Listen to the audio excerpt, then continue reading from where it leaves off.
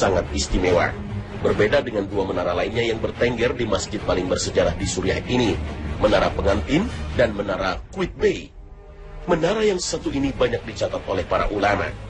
Karena di menara inilah kelak di akhir zaman, Nabi Isa alaihissalam akan diturunkan ke muka bumi untuk mengemban misi dari Allah Subhanahu wa Ta'ala. Itu sebabnya menara ini disebut dengan Menara Nabi Isa alaihissalam, atau dinamakan juga Manaratul Bayda, atau Menara Putih.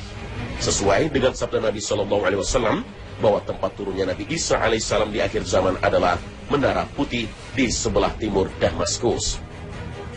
Di Masjid Umawi Damaskus ini pula dimakamkan jasad Nabi Yahya alaihissalam. Nabi yang diutus Allah dan disebutkan dalam Al-Quran tak pernah terpisah dengan kisah-kisah Nabi Isa alaihissalam. Masih di dalam kompleks masjid, di taman kecil sebelah dinding utara, terdapat makam Salahuddin Al-Ayyubi, pahlawan perang salib yang berhasil membebaskan Masjid Aqsa di Palestina. Menara Putih ini merupakan yang tertinggi dari tiga menara lainnya, yaitu Menara Pengantin dan Menara Qaitbay, tingginya mencapai 77 meter. Di Menara Putih ini, para ulama meyakini kelak Nabi Isa alaihissalam akan turun kembali ke bumi di akhir zaman untuk memenuhi takdirnya.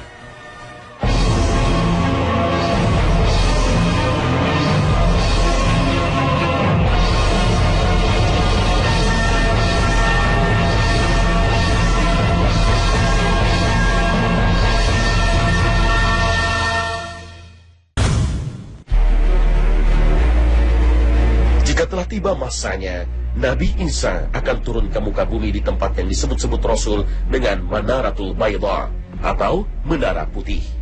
Rasul SAW bersabda, saat Dajjal seperti itu, tiba-tiba Isa putra Maryam turun di sebelah timur Damaskus di Menara Putih dengan mengenakan dua baju yang dicelup wars dan za'faran, seraya meletakkan kedua tangannya di atas sayap dua malaikat. Bila ia menundukkan kepala, air pun menetes. Bila ia mengangkat kepala, air pun bercucuran seperti mutiara. Hadis riwayat Muslim. Hadis ini menegaskan bahwa Nabi Isa akan turun di Menara Putih Damaskus, Suriah. Menara Putih yang dimaksud dalam hadis Nabi ini adalah Menara Putih di Masjid Umawi di bagian timur masjid. Itu sebabnya menara ini dinamai dengan Menara Putih atau Menara Isa Al-Masih. Hal ini diperkuat oleh berbagai hadis bahwa Nabi Isa turun ketika akan dilaksanakan sholat subuh. Menyaksikan kedatangan Nabi Isa, imam sholat yang sudah siap lalu mempersilahkan Nabi Isa alaihissalam untuk menjadi imam. Tapi Nabi Isa alaihissalam menolak dan memberikan kesempatan pada sang imam untuk tetap memimpin sholat subuh, sementara Nabi Isa alaihissalam sebagai makmum. Imam sholat ini adalah Imam Mahdi, pemimpin pasukan kaum muslimin yang sedang bersiap siaga untuk berperang melawan Dajjal dan pasukannya. Runtutan kisah ini diceritakan dalam hadis sahih yang diriwayatkan oleh Imam Muslim dari Jabir bin Abdullah. Ia berkata, saya mendengar Rasulullah SAW bersabda, akan senantiasa ada segolongan dari umatku yang berperang memperjuangkan kebenaran dan meraih kemenangan hingga hari kiamat. Nabi SAW selanjutnya mengatakan, kemudian Isa bin Maryam turun ke muka bumi. Lalu pemimpin mereka tadi mengatakan pada Isa, jadilah imam sholat bersama kami. Tidak, sesungguhnya di antara kalian sudah menjadi pemimpin bagi yang lain. Allah betul-betul telah memuliakan umat ini. Hadis riwayat Muslim. Dalam hadis yang diriwayatkan oleh Imam Muslim diceritakan kronologi beberapa tanda hari kiamat yang berhubungan satu sama lain, termasuk tentang turunnya Nabi Isa alaihissalam. Diawali dari peristiwa pertempuran besar yang melibatkan apa yang diistilahkan Rasul dengan bangsa Romawi melawan pasukan yang disebut datang dari Madinah.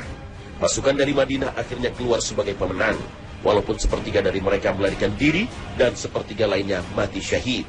Jadi, hanya sepertiga pasukan yang merasakan kemenangan tersebut. Pasukan ini kemudian menaklukkan Konstantinopel yang sekarang bernama Istanbul. Ketika mereka tengah membagi-bagi harta rampasan perang dan telah menggantungkan pedang-pedang mereka pada pohon zaitun, mendadak terdengar suara teriakan setan. Sesungguhnya Dajjal telah menguasai keluarga kalian. Mereka pun segera bergegas pulang. Namun ternyata berita tersebut tidak benar. Dajjal baru muncul setelah mereka sampai di Syam. Mereka pun bersiap menghadapinya. Dalam persiapan perang melawan Dajjal itulah Nabi Isa datang. Beliau kemudian memimpin mereka melawan Dajjal. Jadi begitulah urutan peristiwa hingga turunnya Nabi Isa. Beliau turun tepat setelah keluarnya Dajjal yang berbuat kerusakan di muka bumi. Selain keterangan waktu dan tempat yang telah disebutkan, Nabi SAW dalam beberapa hadis juga menyebut ciri fisik Nabi Isa dan kondisinya ketika diturunkan. Disebutkan bahwa Nabi Isa merupakan pria dengan perawakan sedang, dengan dada bidang dan kulit putih kemerahan. Rasulullah SAW mengenali Nabi Isa karena beliau pernah bertemu dengannya ketika malam beliau diisrakan. Sebagaimana beliau juga bertemu dengan nabi-nabi yang lain seperti Nabi Adam, Nabi Ibrahim, dan Nabi Musa. Semoga keselamatan dan kesejahteraan senantiasa tercurah kepada mereka. Beliau SAW bersabda, "Saat aku diisrakan, aku melihat Isa dan Musa serta Ibrahim alaihissalam. Adapun Isa, dia adalah laki-laki yang kulitnya kemerahan, tegap dan dadanya bidang. Sedangkan Musa adalah orang yang kurus, tinggi seperti kebanyakan laki-laki dari Sudan." Hadis riwayat Bukhari. Sementara dalam hadis lain beliau menyebutkan Nabi Isa mirip dengan salah seorang sahabat yang bernama Urwah bin Mas'ud As-Saqafi. "Ditampakkan kepadaku para nabi, ternyata Musa adalah salah satu jenis laki-laki seperti laki-laki Bani Shanu'ah. Aku melihat Isa bin Maryam alaihissalam, ternyata beliau mirip dengan orang yang telah aku lihat memiliki kemiripan dengannya, yaitu Urwah bin Mas'ud. Aku pun melihat Ibrahim alaihissalam, ternyata dia mirip dengan orang yang aku lihat memiliki kemiripan dengannya, yaitu sahabat kalian, maksudnya beliau sendiri. Dan aku melihat Jibril alaihissalam, ternyata dia mirip dengan orang yang pernah aku lihat memiliki kemiripan dengannya, yaitu Dihya."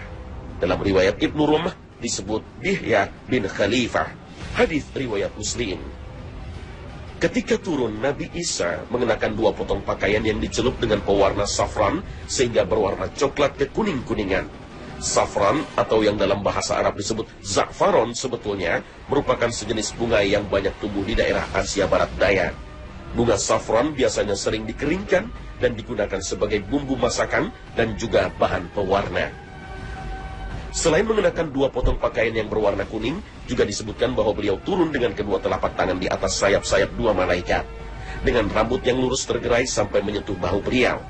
Rambut beliau nampak basah seperti orang yang baru selesai mandi. Tidak ada nabi yang hidup antara masaku dan Isa. Sungguh kelak ia akan turun. Jika kalian melihatnya, maka kenalilah ia adalah seorang laki-laki yang sedang, tidak tinggi dan tidak terlalu pendek, berkulit merah keputih-putihan. Beliau memakai di antara 2 kain berwarna sedikit kuning, seakan rambut kepala beliau menetes meski tidak basah. Hadis riwayat Abu Daud.